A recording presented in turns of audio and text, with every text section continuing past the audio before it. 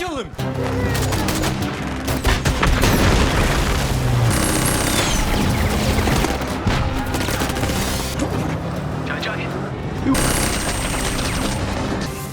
Just don't tell me it's Mike. Fuck it! Are you uptime? What seems to be the here? Stop him up! Bring him here! Let's not make this any messier than it needs to be. Are we good? Yes! Orson, he's some...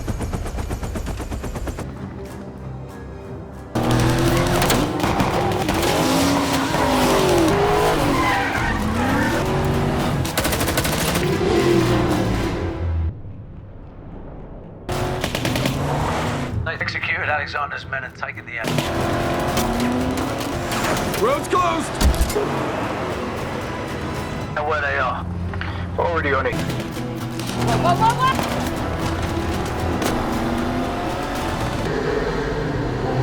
Too complicated. Oops. There's 2 more seats in that chopper.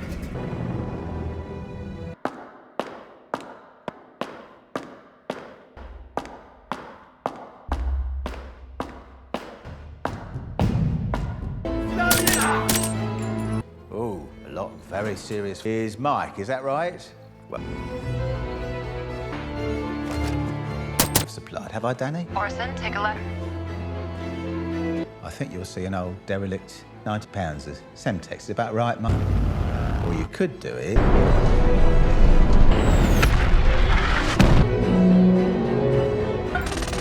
You'll see in the left hand. Take the service elevator 1 level to... Hey guys, It's today not we're gonna diving headfirst into the high-stakes, ridiculously stylish world of Operation Fortune Ruse de Guerre. If you're into suave spies, rapid-fire banter, and action sequences that defy physics with a wink and a nod, you've come to the right place. This is a passion project for me, and a like or subscribe is the best way to show your support. So if you're on board, join the crew. If not, thanks for watching anyway. Our story kicks off with a bang, or rather, a slick, almost silent infiltration of a highly secure research facility. We're talking about a clandestine operation where some seriously important and incredibly dangerous technology has just been swiped. This isn't your average smash and grab. This is the Handle, a super secret, highly sought after device capable of, well, we don't quite know yet, but it's bad news. The shadowy figures behind the theft are quick, efficient, and frankly, a bit too good for comfort. And who do you call when the world's on the brink of digital disaster? None other than Orson Fortune, the kind of spy who orders martinis with an extra dose of exasperation and sarcasm. He's got a flair for the dramatic, an eye for the expensive, and a complete lack of patience for bureaucratic red tape. Our man Fortune isn't just a pretty face. He's a master of espionage, a connoisseur of fine living, and a guy who prefers to work on his own terms. He's tasked by his handler, Nathan Jasmine, with retrieving the handle before it falls into the wrong hands and unleashes chaos. No pressure, right? Just the fate of the free world resting on his perfectly tailored shoulders. He's backed by a team of equally unique individuals, each bringing their own distinct set of skills to the table, and probably their own distinct brand of neuroses too. It's going to be a bumpy, but undoubtedly entertaining ride. Time to buckle up.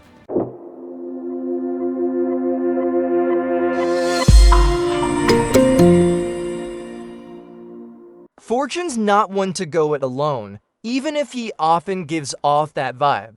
He's got his trusted tech wizard, Sarah Fidel, who can hack into anything with the speed of a caffeinated squirrel and probably has more screens open than a NASA control room. Then there's J.J. Davies, the sharpshooter and muscle, who's always ready with a dry comment or a well-placed bullet. They're both incredibly competent, and more importantly, they can tolerate Orson's particular brand of genius. The initial briefing from Nathan Jasmine, who is basically Orson's long-suffering boss, lays out the gravity of the situation. The handle isn't just a fancy MacGuffin. It's a terrifying piece of AI software that could shift global power dynamics faster than you can say world domination. The team needs to find it, and they need to find it yesterday. Their first lead points them towards a notorious arms dealer named Greg Simmonds. Simmonds is a flamboyant billionaire,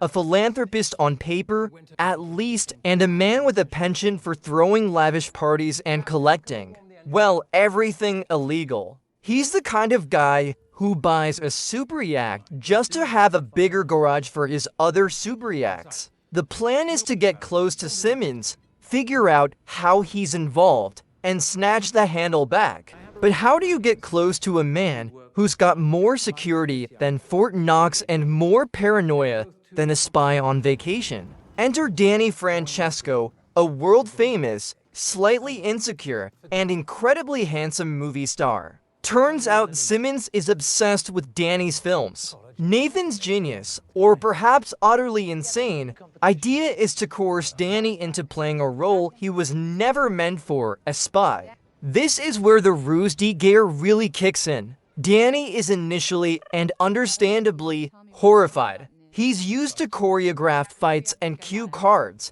not actual bullets and global espionage. The idea of him, a delicate artist engaging with real-world villains, is precious, but with some expert persuasion, which may or may not involve blackmail and threats to his career. Danny is on board, or at least he's in the boat, looking seasick. Orson, meanwhile, just looks like he's ready for another expensive vacation, but secretly, he's probably intrigued by the sheer absurdity of it all. This team dynamic is pure gold. It's like a dysfunctional family road tripping to save the world, with Orson as the perpetually annoyed dad, Sarah as the clever but sassy older sister, JJ as the quiet, watchful brother, and Danny as the high-maintenance, diva-ish new puppy. What could possibly go wrong? So picture this: Danny Francesco basking in the artificial glow of a movie set, surrounded by people who cater to his every whim, delivering lines with dramatic flair. He's mid-scene, probably doing some heroic, albeit fictional, act of daring do, when suddenly his world gets a dose of harsh reality. Orson, Sarah, and JJ materialize like a perfectly coordinated nightmare, whisking him away from his comfortable bubble. Danny's initial reaction? Utter disbelief, followed by a theatrical outburst that probably would have won him an Oscar in any other context. He's not just reluctant, he's aggressively against the idea of playing himself to catch a criminal. His arguments are valid, if a little whiny. I'm an actor, not a spy.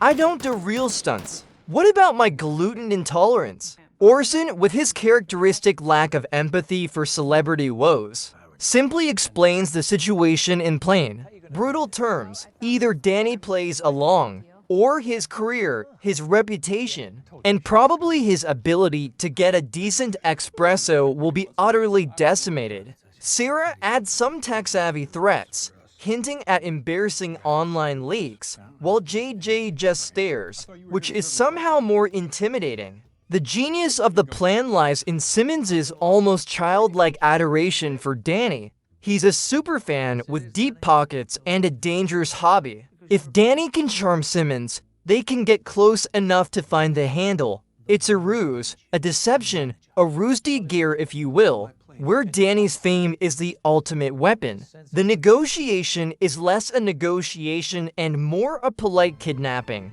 But eventually, Danny, realizing he's got no real choice, grudgingly agrees. You can almost see him calculating the potential emotional trauma for his next dramatic role. Orson, of course, just smirks, probably already thinking about his next vacation.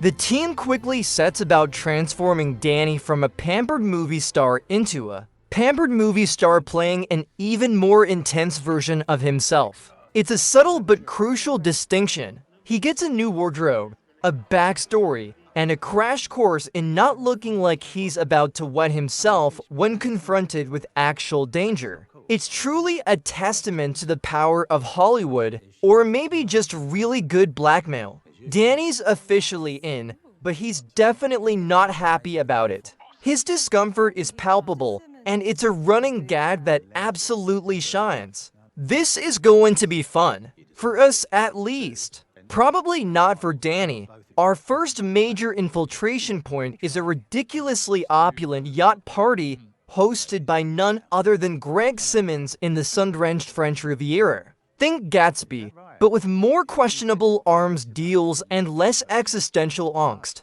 This is Simmonds' playground, where billionaires hobnob, deals are whispered, and champagne flows like water. Fortune's team, disguised as various affluent guests and crew, infiltrates the party. Sarah is tucked away in a surveillance van, headphones on, orchestrating the digital ballet.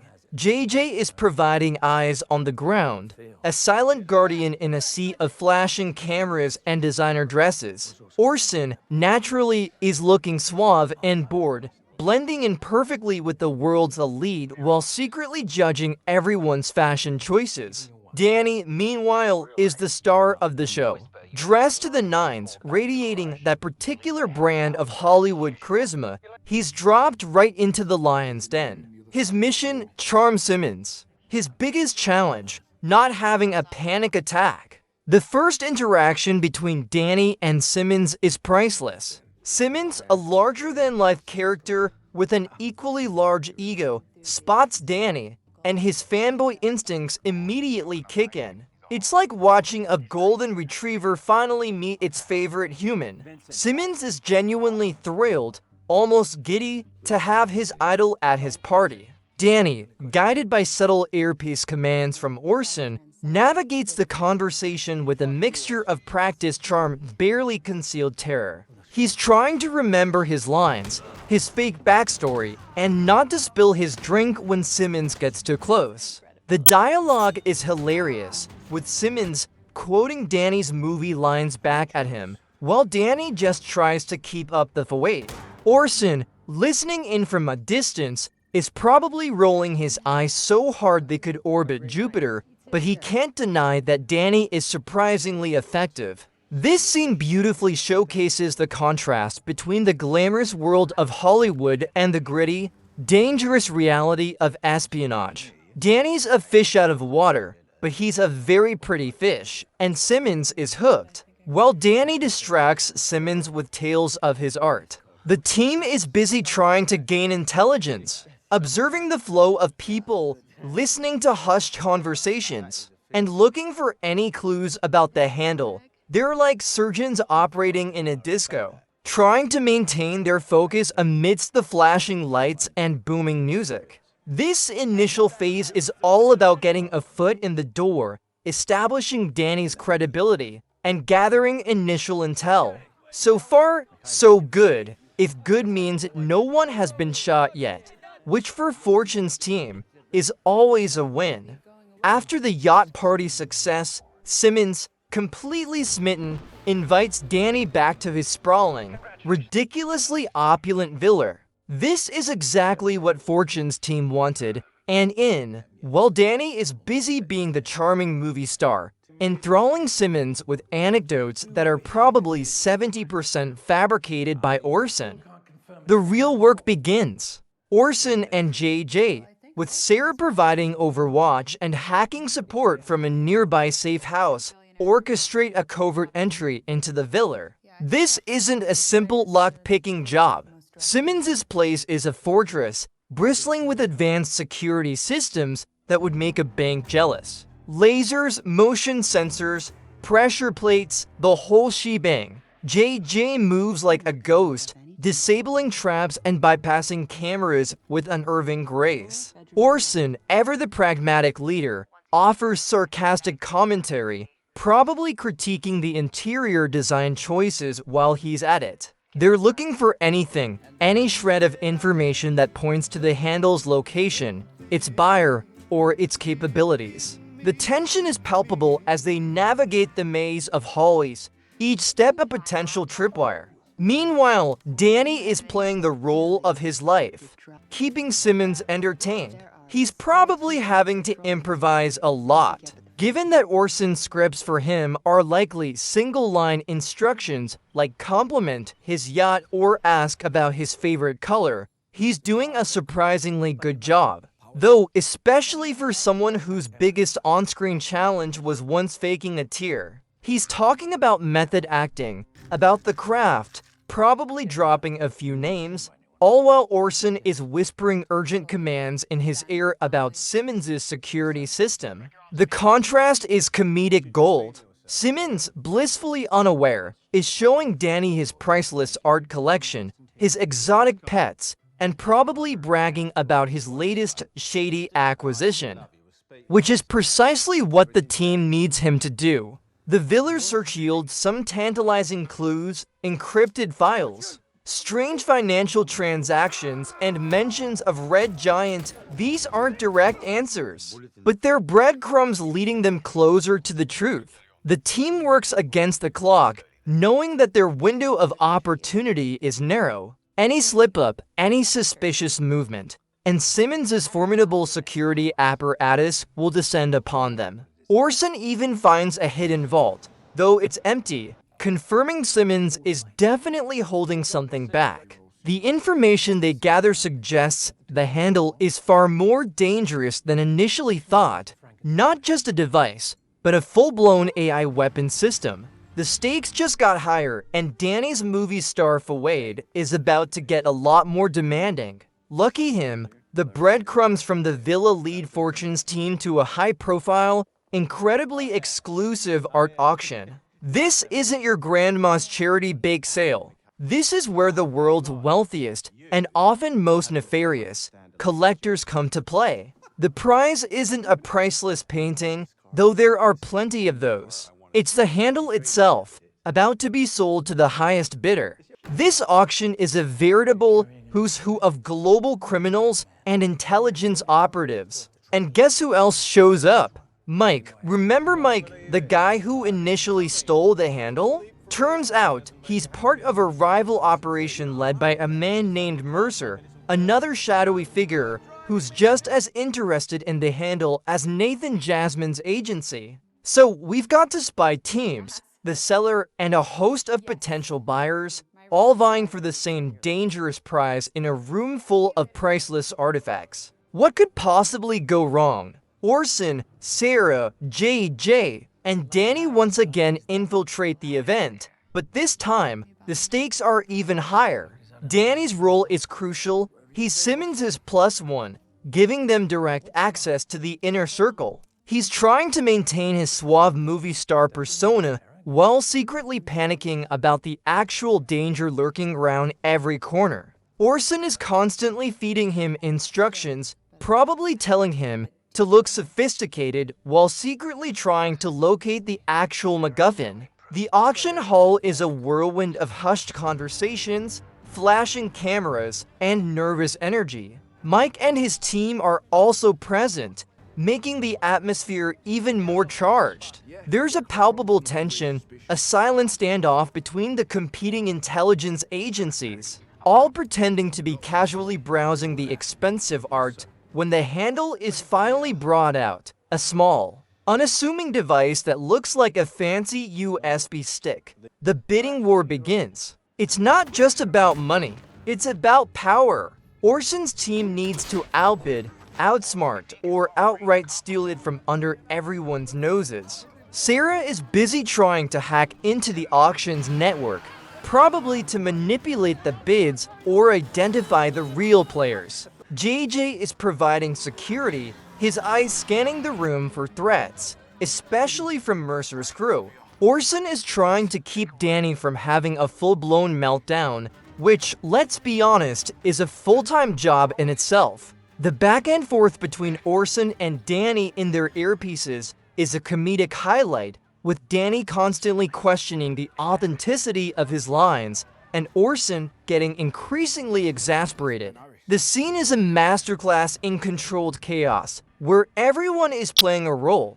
But some are playing for much higher stakes than an Oscar dot as the bidding for the handle reaches a fever pitch. The inevitable happens. Chaos erupts. Mercer's team, tired of playing nice, decides to go for a more direct approach. A brief, but incredibly intense, shootout erupts within the elegant confines of the auction house. Suddenly, the champagne flutes are clattering, and the priceless art is probably taking a few stray bullets. Orson and JJ, ever prepared for this kind of unforeseen circumstance, spring into action. They're like well-oiled machines, moving with precision and lethal efficiency. Orson delivers a series of bone-crunching blows, his movements economical and effective, while JJ, with his sniper's precision, takes out threats from a distance. The crack of gunfire and the metallic clang of bodies hitting marble floors punctuate the scene. Danny, bless his heart, is completely out of his depth. He's trying to duck for cover, probably wishing he was back on a green screen set where explosions are just special effects. Orson, amidst the melee, is still barking orders at him through the earpiece, mostly telling him to stay down and look less terrified. It's a testament to Danny's commitment, or perhaps his sheer terror, that he manages to mostly follow instructions. The rival agents are just as skilled, making every skirmish a tense, brutal dance. Orson takes down multiple assailants with a practiced ease that makes you wonder just how many times he's had to do this. He's not flashy, he's just effective, delivering precise, devastating strikes. JJ, ever the silent guardian, makes sure no one gets too close to their VIP asset. Danny, the team's primary objective isn't just to grab the handle, but also to ensure Danny, their most crucial decoy, remains unharmed. He's their ticket to Simmonds, and without him, their elaborate ruse de guerre falls apart. The firefight is brief but impactful, highlighting the very real dangers of their mission. They manage to hold their own, forcing Mercer's team to retreat, but the handle slips through their fingers again, scooped up in the confusion. It's a frustrating setback, but it confirms one thing. Everyone wants this thing, and they're willing to kill for it. Orson, surveying the damage, probably lets out a sigh that could deflate a hot air balloon. This whole saving the world business is exhausting, and it always seems to interrupt his downtime. The team escapes the chaotic auction house, leaving behind a trail of broken art and bewildered high society types. The mission just got a whole lot more complicated, and Danny just got a terrifying dose of what real action looks like. He's probably already mentally preparing his Oscar acceptance speech for most realistic performance by a non-combatant in a spy thriller.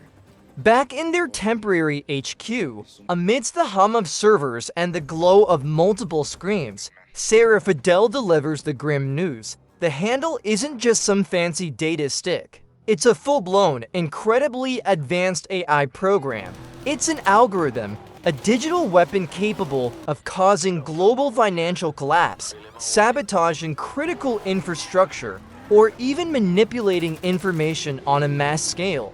Think of it as a weaponized chat, but instead of writing poetry, it's designed to bring down nations. The implications are terrifying. This isn't about stealing blueprints anymore. It's about controlling the very fabric of society. The silence in the room is deafening, punctuated only by the subtle clicks of Sarah's keyboard. Orson, usually unflappable, looks genuinely concerned. This is bigger than any mission they've faced before. This isn't just about retrieving something. It's about neutralizing a catastrophic threat. JJ tightens his grip on his weapon, his expression grim. Even Danny, who's still nursing a mild case of post-auction trauma, understands the gravity of the situation. He probably thought the handle was just some ancient artifact, not a weapon of mass digital destruction. Sarah explains how the AI works, projecting intricate code and simulations on her screens. She describes its self-learning capabilities, its adaptability, and the sheer destructive potential it holds. It's a testament to her genius that she can even begin to comprehend its complexities. The realization hits them hard. Whoever controls the handle can effectively pull the strings of the entire world without firing a single shot. This is a new kind of warfare, a silent, digital apocalypse waiting to happen. The urgency of their mission intensifies tenfold. It's no longer just about completing a job for Nathan Jasmine. It's about preventing a global catastrophe. Orson, ever the strategist, begins to formulate a new plan. They can't just snatch it back. They need to understand who wants it and why, and then stop them from using it. This means delving deeper into Simmonds' network, and that means keeping Danny front and center, whether he likes it or not. The tension in the air is thick, a stark contrast to the earlier comedic moments. This is where the stakes truly escalate, and the team realizes they're not just playing a game. They're in a race against time to save humanity from itself. And frankly, the pressure of saving humanity is far less appealing than a quiet, sun-drenched beach with a good book. But alas, duty calls, and Orson Fortune, for all his complaints, is a man who always answers. Despite the auction's chaotic end, Greg Simmonds remains completely oblivious to Danny's true intentions. In fact, he's even more impressed by Danny's composure during the shootout, probably thinking it was some kind of elaborate performance art. Simmonds, ever the showman, extends a personal, highly exclusive invitation to Danny for a private event where the handle will finally be exchanged. This isn't just another party. This is the big one, the culmination of all the shadowy deals and clandestine negotiations. This is where the real fireworks are going to happen, and by fireworks, I mean global catastrophe. For Fortune's team, this is a golden opportunity, albeit one fraught with extreme peril. It's their last chance to intercept the handle before it disappears into the digital abyss. Orson, ever the master strategist, sees this as their moment to shine. He immediately starts devising a new plan, one even more elaborate and dangerous than their previous attempts. This time, they can't afford any slip-ups. Their ruse de guerre needs to be executed flawlessly. The new plan hinges even more heavily on Danny's performance. He's not just a distraction anymore. He's an integral part of the infiltration, a Trojan horse delivering the team directly into the heart of the operation. Poor Danny, just when he thought he might get a break, his role gets even more demanding.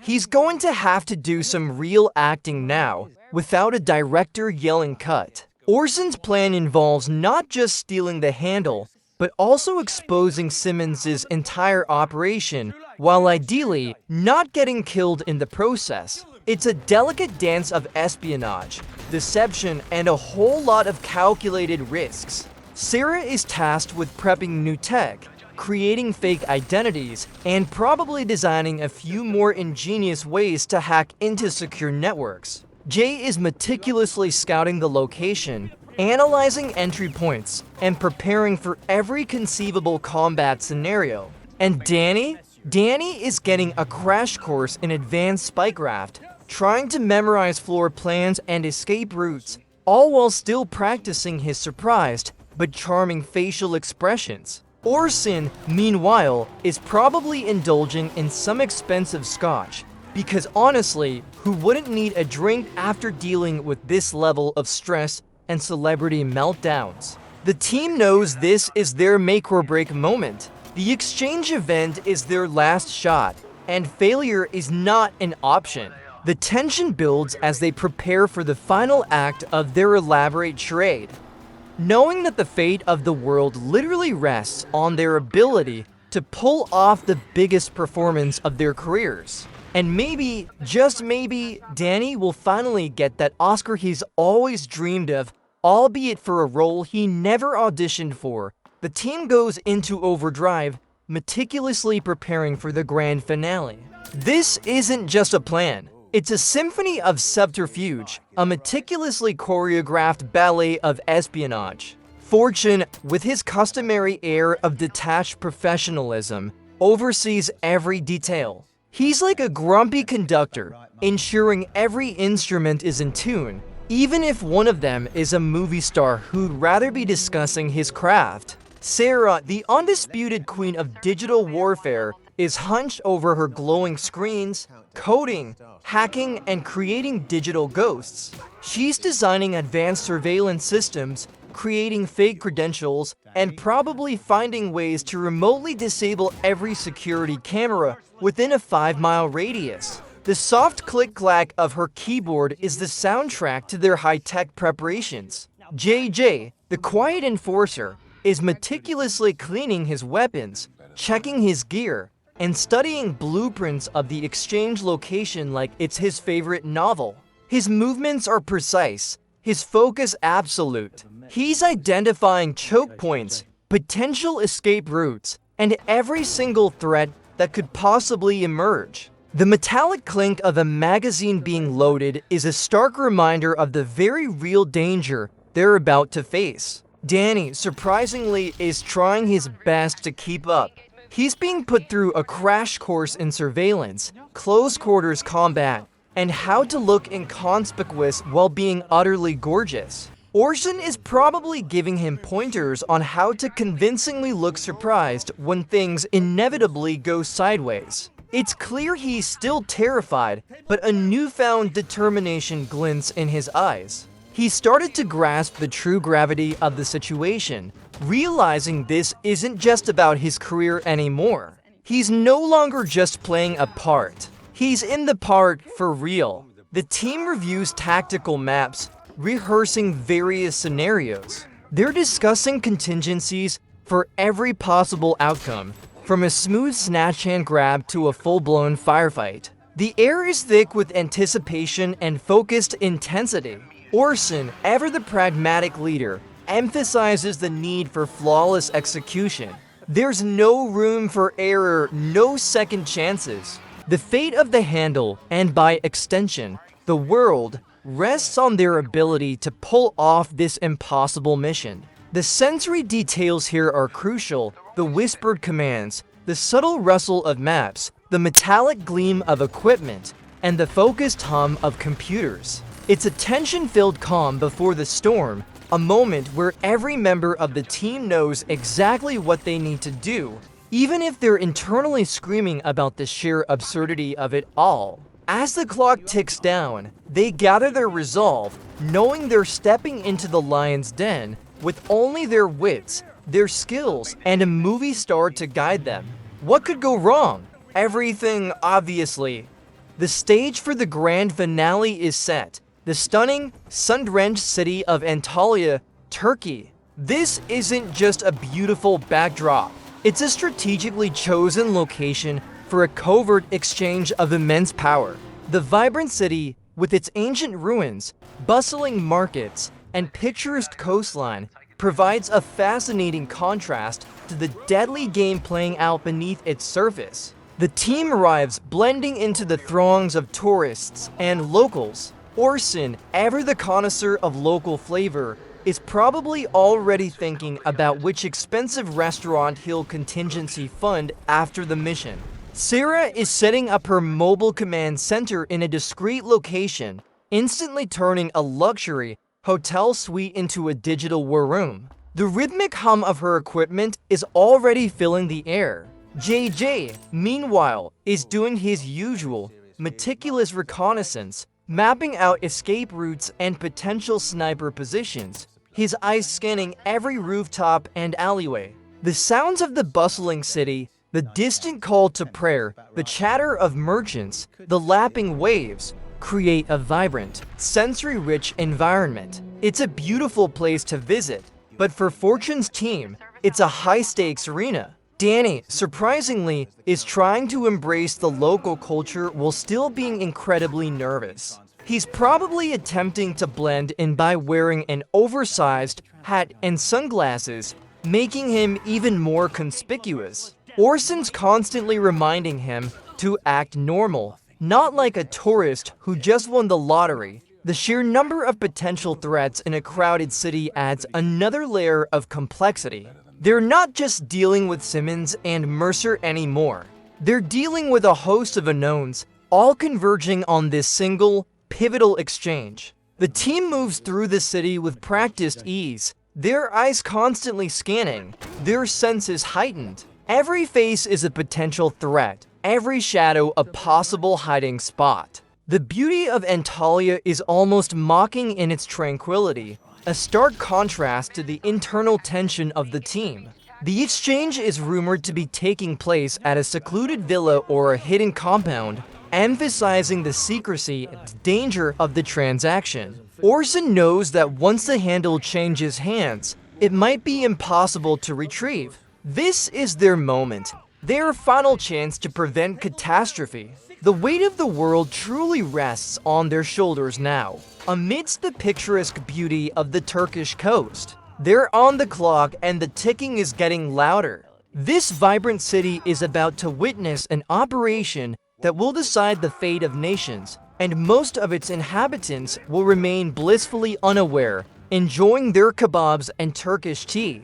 Ignorance is bliss, especially when global security is at stake. The moment of truth arrives. The exchange is set to take place at a ridiculously opulent, highly fortified villa, secluded from the prying eyes of the world. Think Bond villain lair, but with better catering. Simmonds is there, radiating his usual blend of charm and menace. Mercer and his crew are also present, their faces grim and watchful. And then there are the buyers, a collection of nefarious individuals, each representing a shadowy organization eager to get their hands on the handle. It's a veritable rogues gallery, a UN assembly of evil. Fortune's team, with Danny at the forefront, executes their elaborate plan. Danny, playing the role of a hotshot investor, is right there in the thick of it, shaking hands and making small talk, all while Orson's voice whispers crucial instructions in his ear. The Ruse de Guerre is in full swing, and Danny is giving a performance worthy of an Oscar. The atmosphere inside the villa is thick with tension, a cocktail of greed, suspicion, and barely suppressed violence. Every handshake is a veiled threat, every smile a potential deception. Orson and JJ are moving through the compound like shadows, disabling cameras, bypassing security, and looking for any advantage. Sarah, from her remote location, is manipulating the digital landscape, creating diversions, and providing vital intelligence. The soundscape of this scene is a fascinating blend, the smooth jazz playing in the background, the clinking of glasses, the hushed whispers of deals being made, all punctuated by the subtle clicks of Fortune's team working in the shadows. The exchange of the handle is meticulously planned, but as always in these situations, things quickly devolve into a chaotic free-for-all. Double crosses are flung about like confetti. Someone tries to run off with the handle, another faction attempts to seize it by force, and suddenly, the opulent villa becomes a war zone. Bullets start flying, glass shatters, and the previously hushed whispers are replaced by shouts and the crack of gunfire. Orson and JJ are right in the thick of it, moving with incredible speed and skill. Orson's combat style is a brutal, efficient dance of punches and takedowns, while JJ provides cover, his shots precise and deadly. Danny, caught in the crossfire, is surprisingly resourceful, using his acting skills to improvise a few incredibly awkward, but effective, maneuvers to survive. He might not be a trained spy, but he knows how to sell a scene, even if the stakes are real. The scene is a masterclass in action choreography, with the team navigating the chaos, trying to secure the handle amidst the flurry of fists and bullets. The tension is almost unbearable as the prize slips from hand to hand. They're not just fighting the bad guys. They're fighting time and the sheer unpredictability of multiple factions trying to outmaneuver each other. Just when it seems like the handle is lost, Orson pulls off a daring move, a classic spy maneuver that changes the tide. The elegant villa is now a wreck, a testament to the chaotic pursuit of ultimate power. And through it all, Danny Francesco is still, somehow, alive. Probably planning his memoir about that one time I almost saved the world, amidst the chaos of the villa. Orson Fortune unleashes his final gambit, a meticulously planned series of moves designed to outwit everyone. He's not just reacting, he's playing five-dimensional chess while everyone else is still figuring out checkers. The sound of shattered glass and frantic footsteps provides a dramatic backdrop to his calculated actions. Orson corners Mike and Mercer, the rival agents, in a climactic showdown. This isn't just a fight for the handle. It's a battle of wits and brute force, a clash between competing ideologies of espionage. Mike, the initial thief, is cunning and agile, while Mercer is all brute strength and ruthless determination. Their fight is a brutal ballet, punctuated by the crack of bone on bone and the grunt of exertion. Orson, despite his usual detached demeanor, is fully engaged. He moves with a controlled fury, each punch and kick delivered with precision and power. He's not just fighting, he's putting on a masterclass in close quarters combat. The metallic clang of weapons, the whoosh of near misses, and the sharp thud of impacts create a visceral, immersive experience. Meanwhile, Sarah is still orchestrating from her remote location, providing crucial real-time intel, diverting security, and probably remotely activating a few booby traps for good measure. JJ is covering their flanks, ensuring no unwanted interruptions, his sniper rifle scope scanning the perimeter. And Danny? He's probably trying to hide behind a very expensive vase, still doing his best to look heroic while internally screaming. Orson's plan involves not just physically securing the handle, but also digitally neutralizing its threat. Sarah remotely initiates a protocol to render the AI inert or perhaps trace its origin and buyers, effectively destroying its value. The tension is thick as Orson disarms Mike and then confronts Mercer, revealing the true depth of his cunning. He's not just a brawler, he's a brilliant strategist, always thinking several steps ahead. The fight culminates in a decisive victory for Fortune, where his superior combat skills and strategic thinking win the day. The handle is finally secured, its power neutralized, its threat averted. The dust settles, leaving behind a scene of expensive wreckage, defeated villains, and a slightly disheveled but ultimately victorious Orson Fortune.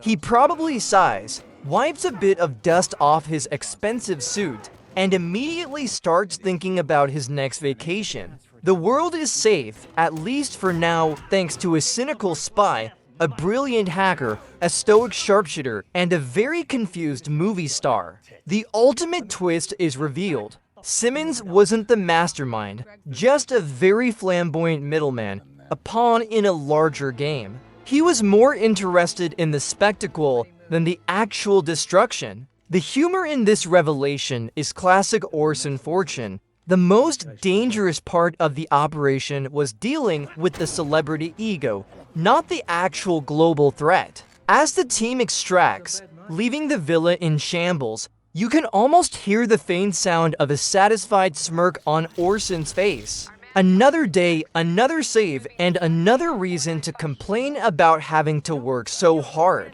With the handle secured and its catastrophic potential neutralized, the world breathes a sigh of relief, largely unaware of the high-stakes drama that just unfolded. Fortune's team, having saved humanity from a digital apocalypse, is finally taking a well-deserved, and no doubt ridiculously expensive, break. We find them on a sun-drenched beach, the gentle lapping of waves replacing the cacophony of gunfire. Orson, predictably, is enjoying a sophisticated cocktail, probably complaining about the sand getting into his tailored shorts. Sarah is still, of course, glued to a device, probably hacking into the hotel's Wi-Fi for better bandwidth or finding a new crypto scam to expose. Jay, ever the stoic, is quietly observing the horizon, always vigilant, even on vacation. And Danny Francesco? Well, Danny has had a revelation. The entire Ruse de Guerre has changed him. He's no longer just a movie star. He's a reluctant hero, a man who faced genuine danger and came out mostly unscathed. He's found a new depth to his craft, a newfound appreciation for real-world stakes. He's probably already dictating ideas for his next big action movie.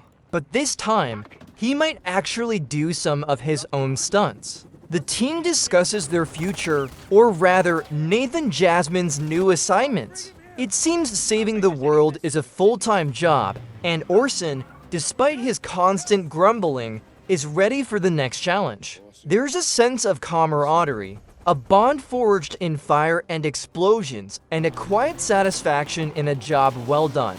The film ends with a hint of new adventures on the horizon, new threats to face, and new absurd situations for Orson Fortune to sarcastically navigate. It's a thoughtful send-off, acknowledging the gravity of their work while maintaining the film's signature blend of humor and action.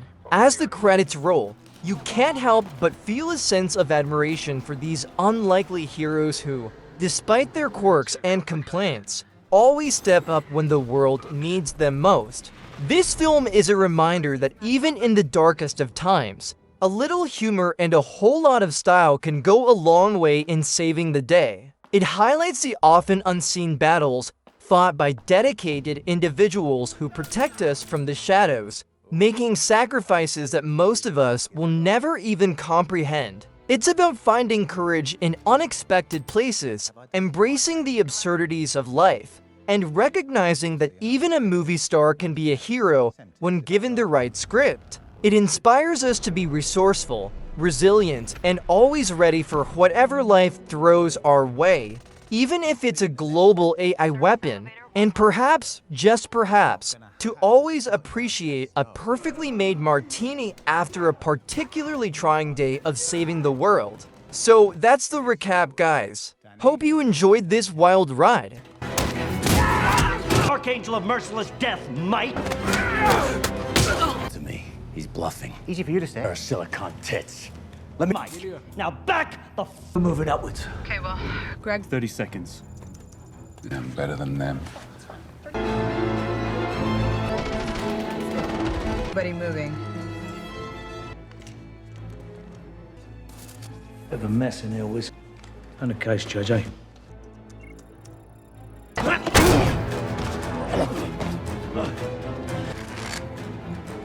So bad, mate.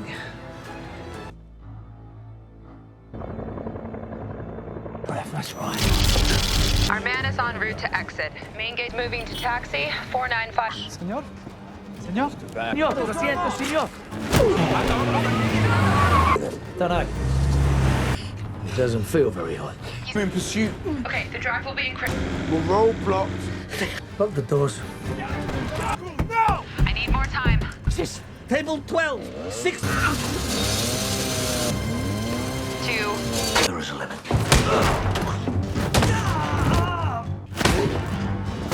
That has any credibility. I've got kids. One with the broken.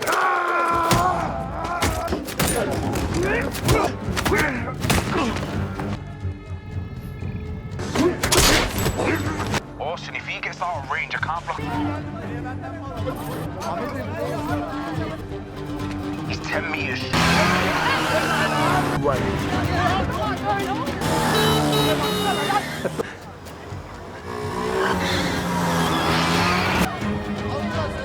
Moving. He's right in front of you. Stairs. Take a right.